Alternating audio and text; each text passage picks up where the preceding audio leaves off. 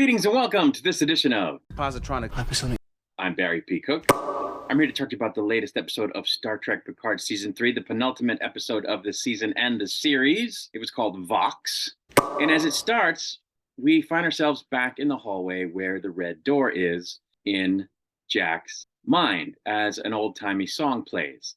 And Deanna is coaching Jack and asking him about the vines that seem to her like neurons, and he says he doesn't know what they are. He then connects them to the Crimson Arboretum on a planet where Beverly used to take him when he was a kid, and he mentions that she adored the song that we're hearing, which is apparently also playing in his mind. He starts talking about how the vines are connected underneath the soil and about how connections are perfect, and he acknowledges that he's seeking many connections. Deanna goes to open the door, and once she does, she immediately breaks her link with Jack and has to leave the room, causing Jack to demand that she say what she saw, which we then see was a Borg cube.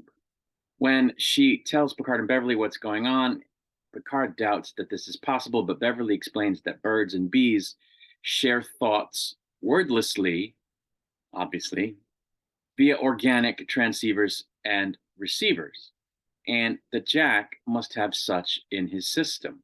She also suggests that the Borg have evolved.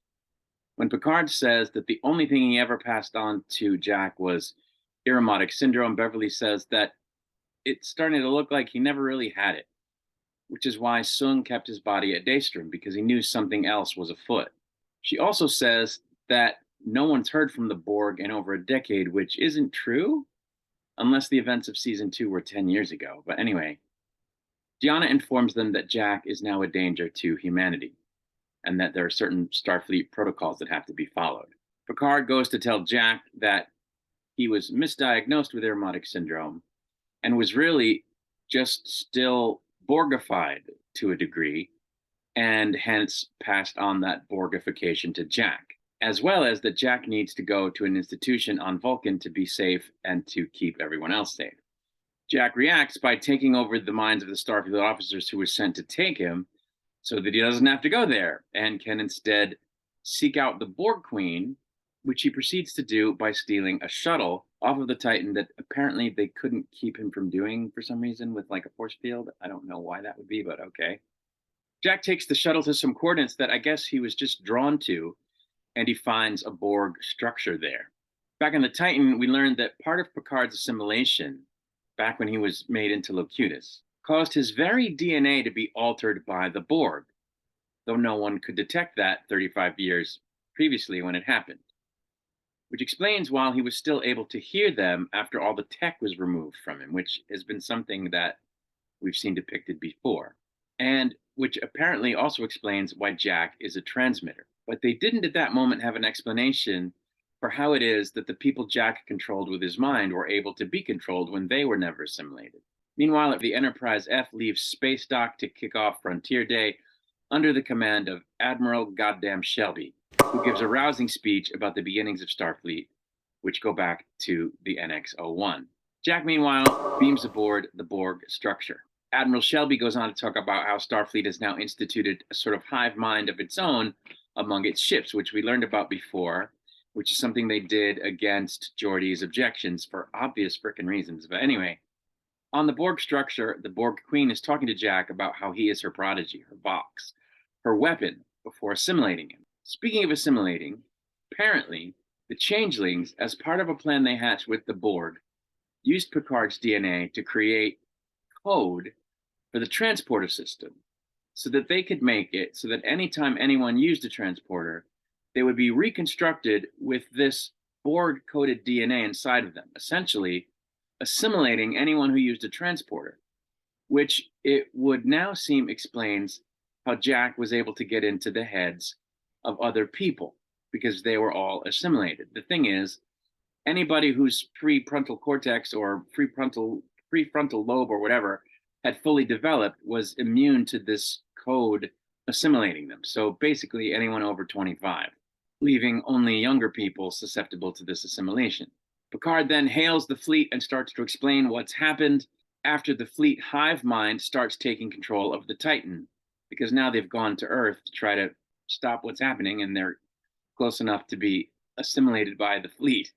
All the young people on the ship receive a signal and start to become Borg, including Geordi's daughters. And the same thing starts to happen on all the ships, which are all in the same place, which again is something that occurred against Geordi's objections. Shaw, Picard, Seven, and Riker get in a turbolift and are somehow able to control it to go where they want to go on the ship, which doesn't make any sense because the assimilated crew would just have shut it down, but okay, we'll go with it. They manage to get to a shuttle in the repair bay on the maintenance level of the ship and seem to be planning to go to the Fleet Museum to get a ship, which, as I'm writing this, I thought to myself, for fuck's sake, I really hope it's not a refurbished Enterprise D, because that would just be silly. While this is happening, Shaw takes fire and goes down, and Seven and Raffi stay with him. But he hands control of the ship over to Seven, saying, "You have the con now, 7 of 9, and die." He dies. Shit. The Borg proceed with their plan, which includes destroying Space Dock, which they don't do on screen, but which I guess they're going to do, and destroying Earth's planetary defenses. Sure enough, the shuttle with the Picard crew on it comes out of warp at the Fleet Museum.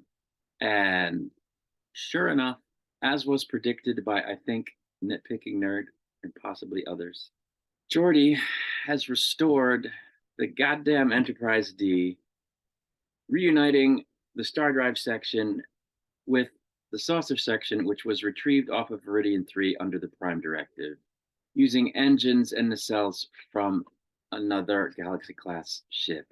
And I can't even believe this. I mean, come on. It's been remade complete with Majel Barrett's voice as the computer, which of course is probably an AI reconstruction of her voice. Though I'm remembering reading that she did in fact record some phrases before she died. But between those two things, they've reconstituted Majel Barrett's voice as the voice of the computer. The crazy thing, though, is that it would seem that Geordi didn't upgrade any of the systems, like the shields or the weapons, because Worf keeps talking about how it has inferior weapons to the Enterprise E. And Geordi says that he was saving this restoration for a surprise one day, meaning that he didn't necessarily think about putting it back in any kind of service where it would need shields or weapons. So why would he upgrade them? But by that token, why would either system be operational at all? So it's a little wonky what they did here. But anyway, the episode ends with Picard ordering the ship to Earth and saying, engage. Now, maybe I'll feel differently after the final episode when I see how things go. But at this moment, I feel guilty that my reaction to this isn't something like, yeah, oh, wow, that's so awesome. Oh my God, wow, how cool is that? The Enterprise D back in action, baby, with the crew on it, on board. And oh, wow. I feel like that should be my reaction. It's not. My reaction is more like, really? Really? Did you really bring the Enterprise D back with the crew on it? Like it's 1987 all over again. Did you really do that? Because, while it's the ultimate cool, badass thing that we all, kind of wish was still like a thing, like a show with them on the Enterprise. On the other hand, it's like, who wrote this ultimate balls to the wall fantasy, over the top fan fiction scenario into this actual episode of television? Really? You really brought the Enterprise D back with Majel Barrett's voice, and the whole crew is there. And they even made sure it was just them by leaving Seven and Raffi on the Titan. Why would they do that? Shaw died. They stayed with him to try to help him or whatever, and then he died. Why? I mean, I guess they didn't have time at that point to get on the shuttle, but really? They even made sure it's just the Legacy crew. I really don't know.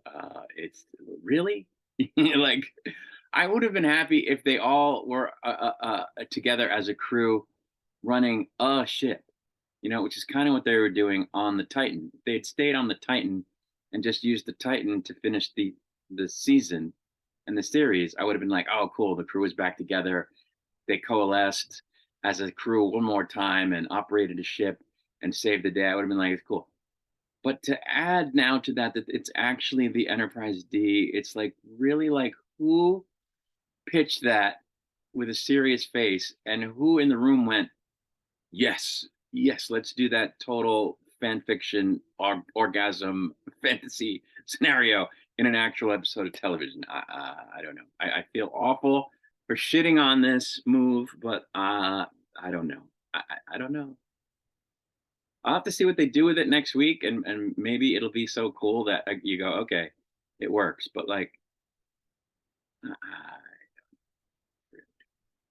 anyway, let's talk about the other part of this episode, which is the whole Borg thing, which again people have been predicting, which I suppose I realized was a possibility, but I kind of put that out of my head after Jack started taking over people's minds because I was like, okay, well, if he's got nanites or whatever in him that were passed on from Picard, how would that allow him to take control of other people's minds? So I couldn't get past that hurdle, but they explained that well enough, I guess, with this scenario of, the DNA alteration and encoding into the transporter, which could totally happen if the Borg are in cooperation with the changelings who infiltrated Starfleet and we're working with them to achieve a common goal. I buy all that. And it's pretty clever, actually. It's pretty good.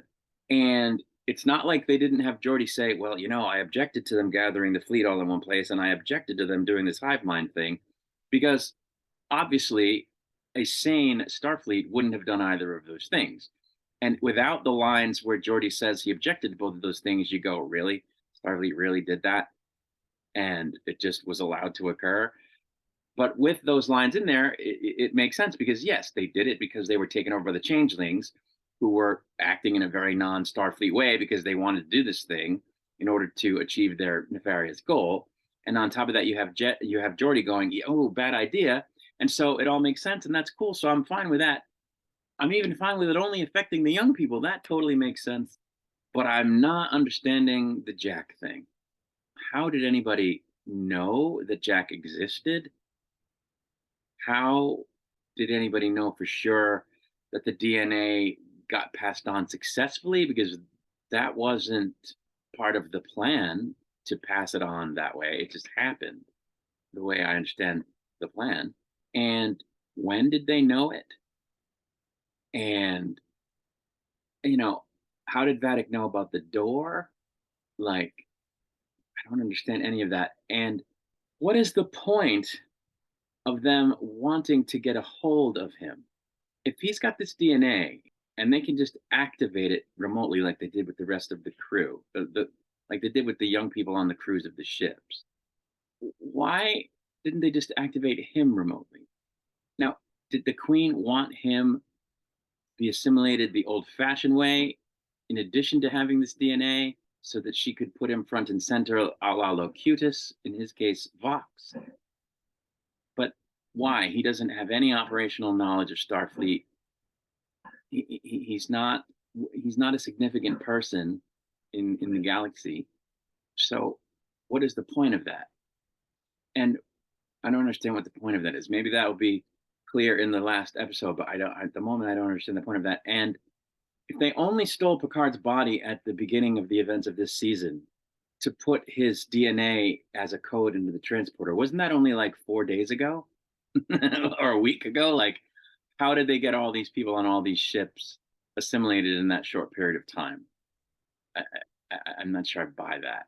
And did they even need his body to do that? If the Borg created this thing in the first place that altered his DNA, assuming it was deliberate, wouldn't they know what that code is? Wouldn't they know how to encode it into the transporter? Wouldn't they know how to just, why would they need his actual body to actually extract his DNA? It doesn't make sense. And if they did need to extract actual DNA, why would they need his body in addition to Jack? I don't know. I don't know that it matters, but like, what, you know what I'm saying? It's a little weird. So I don't know, and you know, I'm dubious that you know that they're going to wrap this up now all in 1 hour of television. Like I'm a little concerned that they waited until the ninth episode to have the shit hit the fan, and now they have an hour to fix it. One ship. Like, how are they going to do this? Are they going to call in the Klingons? Are they going to call in the Vulcans? Are they going to call in the Bajorans? You know, with their own independent fleets? Are they gonna, you know, even try to bring in the Romulans? How are they going to do this? It remains to be seen, and it remains to be done in a way that doesn't feel Deus Ex Machina. So here's hoping that they do resolve it in a way that's believable and not Deus Ex Machina and not far fetched. Fingers crossed. I mean, the season has been very good. All of the episodes have been solid. A couple of the episodes were fan freaking tastic. Even this episode, for what it is well done. If I were going to do it, I would have done it exactly the way they did it. So hopefully the final episode doesn't shit on the whole thing. It remains to be seen. That's it. I'm going to get out of here. I will be back, of course, to do a recap and review of the final episode of Star Trek Picard once it's released. Until I return, I wish you peace and long life.